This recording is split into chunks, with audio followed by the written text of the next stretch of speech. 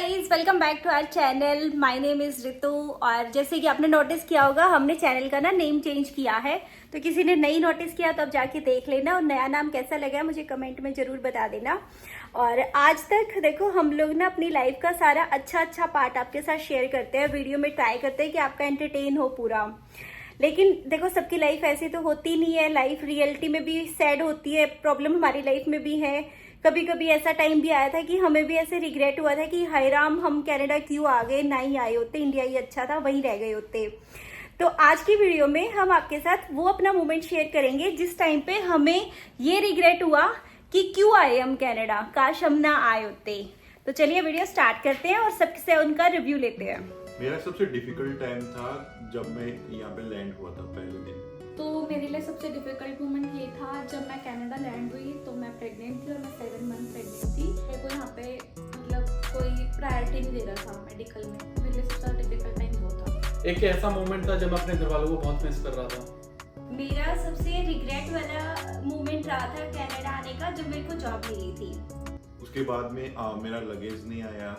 मेरी flight late होने की वजह से जो विंडसर मेरी कनेक्टिंग फ्लाइट थी ये टोरंटो से विंडसर के लिए, वो नहीं मिली। उसके बाद में उन्होंने कैसे करके एडजस्ट किया, तो मेरे को ऑलमोस्ट 12 बजे के आसपास मेरे को फ्लाइट मिली।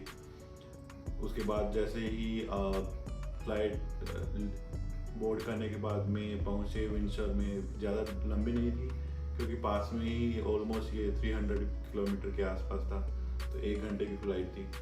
जब हम पहुँचे वहाँ पे 1 बजे, तो मेरा लगेज नहीं मिला क्योंकि फ्लाइट के जो लेट हुई या कनेक्टिंग फ्लाइट की वजह से, तो कैसे भी मेरे को अपना जो लगेज था वो नहीं मिला। सबसे बड़ी मुश्किल ये हुई कि जैसे हमें एक 24 kg का मिलता है, एक 7 kg का मिलता है, तो उन्होंने बोला कि आप 7 kg वाला भी बिना चार्ज के आप इसमें सबमिट कर सकते हो। तो मैंने वो भी सबमिट कर दिया था। तो अब मेरे पास कुछ नहीं था, ओनली मेरा पिट्ठू बैग था, उसके अंदर कोई क्लॉथ नहीं थे। उसके बाद हम सर्च करना स्टार्ट किया, रूम देखे, तो ऑलमोस्ट पूरा दिन पैदल घूमे। बिल्कुल पीक सीजन था स्नो का, तो उसमें फिर जॉब ढूंढना और काफ़ी जो ऐसा एक्सपीरियंस नहीं था। जब भी आप रिज्यूमे ड्रॉप करने जाओ तो काफ़ी का जो एक्सप्रेशन होता है वो काफ़ी ख़राब रहता है एम्प्लॉयर्स का। फिर भी रिज्यूमे हमें ड्रॉप करने पड़ते हैं। एट द एंड जॉब मिल गई, लेकिन जिस टाइप की वो जॉब थी, एज ए अकाउंटेंट का नाम ही नाम अकाउंटेंट था, लेकिन एक कोई 30 मिनट की बिलिंग करने के बाद में, उसके बाद में सिर्फ वही चॉपिंग एंड वो होता है। अब वहाँ पे इंडिया में इतनी अच्छी जॉब थी, उस फैमिली की बहुत याद आती थी।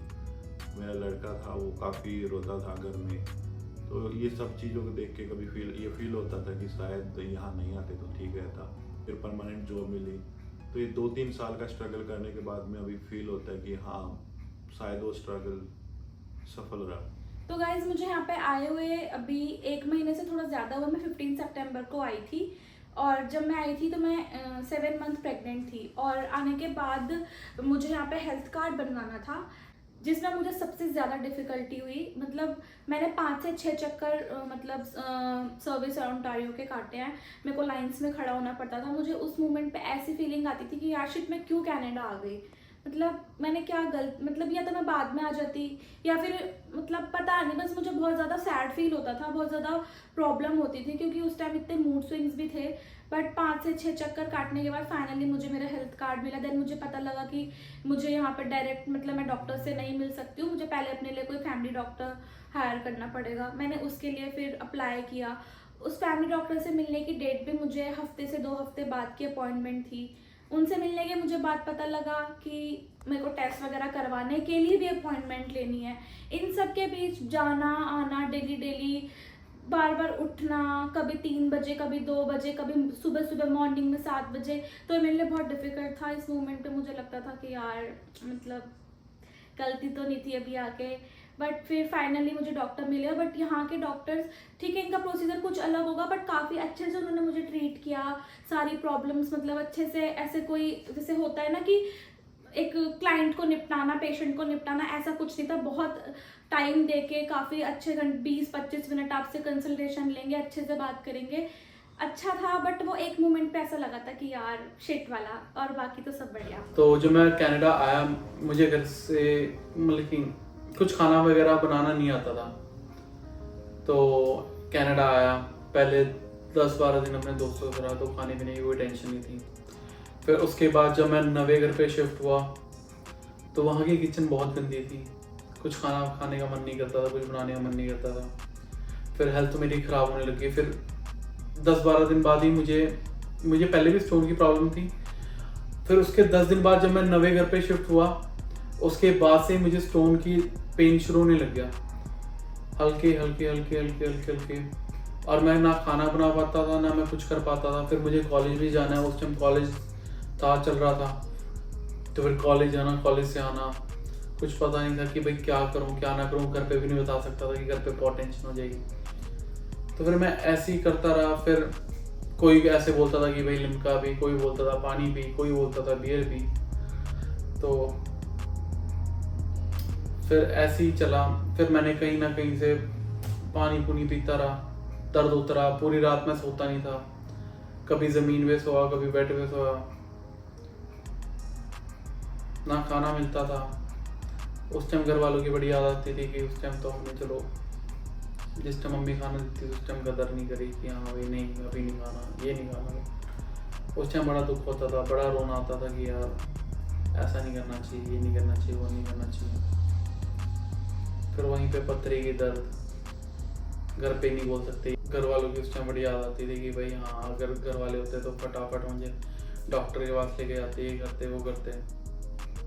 बट यहाँ पे आके बड़ा वो टाइम बड़ा हार्ड था जब कोई नहीं था, घर पे अकेले बैठे रहो एक कमरे में और कुछ नहीं करने को होता, किसी से हम बात नहीं शेयर कर सकते थे। तो वो टाइम मेरे लिए बहुत डिफिकल्ट था और मुझे बड़ा रिग्रेट होता था कि यार क्या यार एक सिर्फ डॉलर के चक्कर में यहाँ पे आ गए। बट अब सब सही है, चलो भगवान की दया से। मेरा सबसे रिग्रेट वाला मोमेंट रहा था कनाडा में जब मेरे को यहाँ पे अपनी फर्स्ट जॉब मिली थी। वो इसलिए क्योंकि जो मेरा ज्वाइनिंग वाला दिन था, जब से मैं आई थी जॉब ढूंढ रही थी, और जो मेरा ज्वाइनिंग वाला दिन था उससे पहले वाली रात को मेरे कजन ब्रदर की डेथ हो गई थी। और मेरे को इतनी मेहनत बाद मेरे को जॉब मिली थी और मेरे को ज्वाइन करना भी जरूरी था। उसी दिन सारा फ्यूनरल सब कुछ हुआ था। घर पे फोन करो, ना तो मैं इंडिया जा सकती थी, ना मैं घर में किसी से बात कर सकती थी। दिन और रात का सिस्टम था। उसके साथ घर पे फोन करो तो ये नहीं पता वो लोग फ्यूनरल में हैं कि वो लोग कहाँ हैं। दिमाग में मैं वही सारी चीजें घूम रही थी। कुछ दिनों के लिए तो ना खाना खाया गया था, ऊपर से सोच सोच के बुखार हो गया था, ना मैं छुट्टी ले सकती थी। पहले दिन ज्वाइन करा था, मेरे को ऑफिस भी जाना था। ऑफिस में भी खुश रहना है, सबके सामने सब पूछेंगे कि आप ऐसे सैड क्यों हो, आप मतलब वो वाला टाइम था ना, वो सबसे बुरा था। ना तो आप घर पे बात कर सकते हो, ना जा सकते हो कोई, मतलब यहाँ के सबसे बुरा टाइम वही होता है जब आपकी फैमिली में कुछ हो जाता है। मेरे लिए तो सबसे रिग्रेटफुल वाली वो चीज़ रही थी। भगवान ने आकर किसी को भी वो दिन देखना पड़े, बट अभी सब कुछ ठीक है, हम लोग उस चीज़ से ओवरकम हो गए हैं एंड होपफुली लाइफ भी अच्छी हो गई है। तो गाइस देखो, सबकी लाइफ में ऐसे मोमेंट्स आते हैं, अप एंड डाउन्स आते रहते हैं। आपकी लाइफ में भी आते हैं, हमारी में भी आते हैं। बट यहाँ पे आके ये सीखा है कि पेशेंस रखना चाहिए, धैर्य रखो, खुश होने के तरीके ढूंढो, कैसे हम खुश रह सकते हैं। और जैसे कि हम हैं, इतना सब कुछ हमें मतलब डिफिकल्टीज के बाद और सैड होने के बाद फाइनली आज हम इतने खुश हैं और आप लोगों से अपने हैप्पी मोमेंट शेयर करते रहते हैं। और इतने सब दुख की बातों के बाद हम फिर से हंस रहे हैं। तो देखो ये हमारे को रिजल्ट मिला है, तो आप लोग भी ये पेशेंस रखो। हाँ, अभी मैंने कुछ ऐसे बच्चों को देखा जो थोड़े से मूवमेंट में ना एग्रेसिव हो गए, या तो इंडिया चले जाते हैं, कोई और एक्शन ले लेते हैं। तो थोड़ा शांति से सोचो पहले, फिर एक्शन लो, फिर कोई स्टेप लो, और फिर थोड़े टाइम बाद जब ऐसे ऐसे ऐसे ज्यादा हो जाएगा तो मजा आएगा, फिर खुद ही रिग्रेट नहीं होगा। तो गाइस वीडियो कैसी लगी है, या कोई रोया हो, किसी को दुख याद आ रहे हो, हमसे बोल सकता है, हमें कमेंट्स में मैसेज कर सकता है, डीएम कर सकता है, कुछ भी कर सकता है। और वीडियो को लाइक शेयर सब्सक्राइब कर देना जरूर भाइयों। करना। आज लाइक के लिए ये दोनों बोलेंगे, तो बोलो अभी। प्लीज वीडियो को लाइक शेयर एंड सब्सक्राइब। इसमें भी नीचे देख के बोल रहे तो चलिए अब मिलेंगे नेक्स्ट वीडियो में, तब तक के लिए बाय बाय। Bye bye.